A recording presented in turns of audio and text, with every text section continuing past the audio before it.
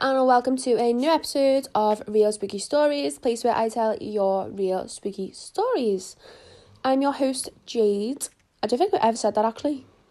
Well, I'm your host, Jade, and you have joined us on day 5 of 13 Nights of Christmas.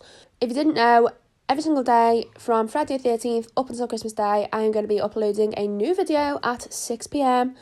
every single day, which is going to be a Christmas spooky story taken from subreddit, which are true stories. So they are true people stories that have obviously happened over Christmas time or like Christmas related. I've done a few spooky ones already, even about like a little Grinch doll. So if you haven't listened to the previous 4, go back and have a little listen if you want.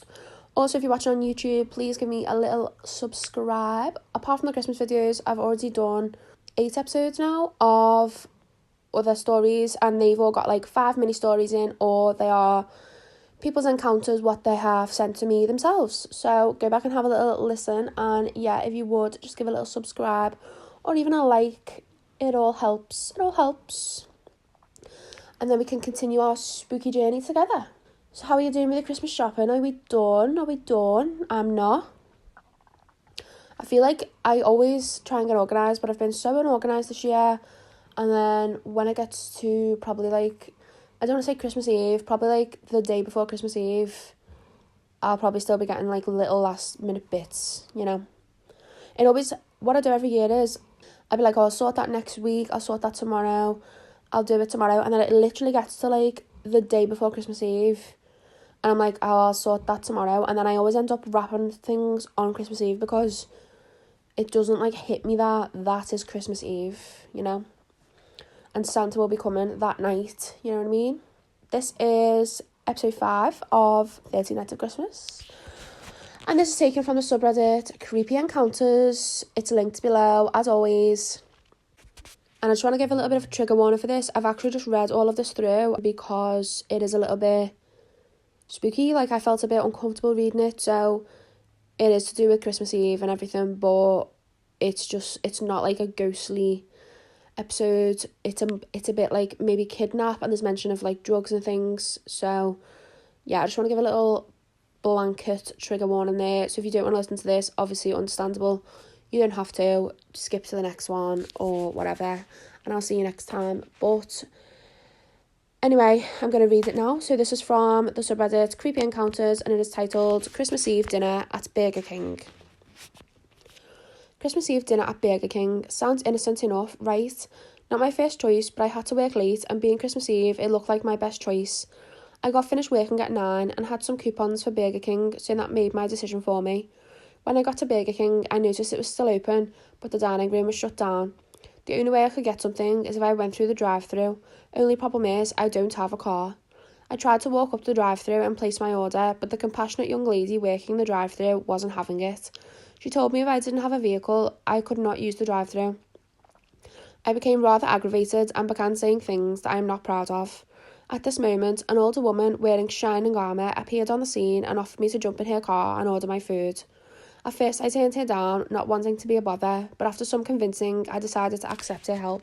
After ordering my food, it took so long to get it that I missed my bus and got upset. The nice woman offered me a ride home, and I felt kind of off-put by the offer and declined. She was persistent but at the same time nice, and convinced me to take her offer. Mind you, I am £250, 30-something man, so I really didn't feel that threatened by a 50-something woman. If the circumstances were different, I would not have taken the ride. After I told her where I lived, we proceeded home. About 5 minutes from my house, she made a wrong turn. I explained that I lived the other way and that we needed to turn around or let me out here and I will walk the rest of the way. It was then that the woman's demeanour changed, and she told me that she could not let me spend Christmas Eve alone and that she was taking me to her house. I told her that I needed to get home immediately to let my dog out and that I would be fine. The woman then tried to entice me with cocaine and liqueur at her place, but since I am in recovery, I told her I wasn't interested. She refused to turn around or let me out and started to drive strangely, not stopping at stop signs. I'm not going to lie, my mind was racing and I began to sweat. I knew that I could physically overpower this woman, but what awaited me at her house?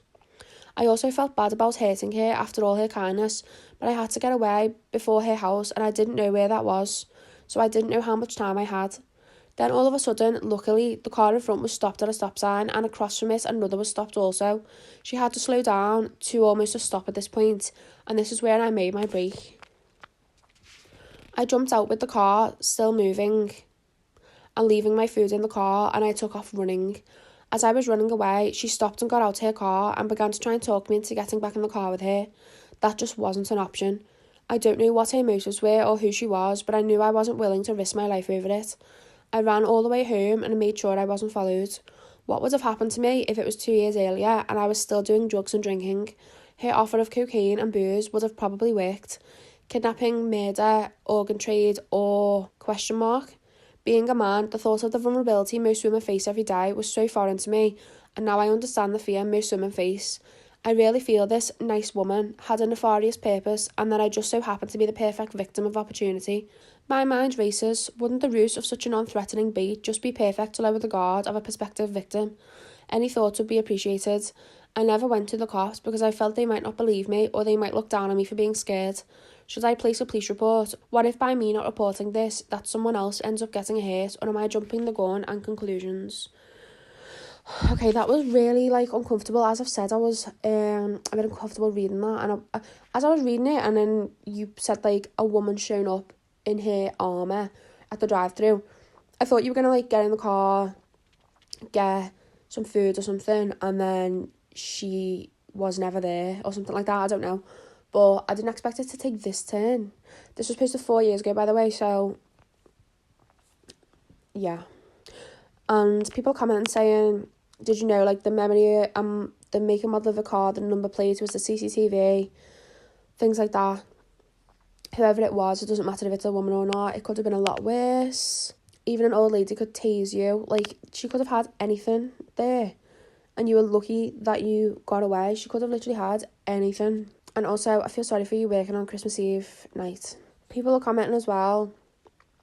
She could have just been, she wanted a companion for Christmas Eve night, and she really wanted someone. But, I don't know, this just feels a bit eerie.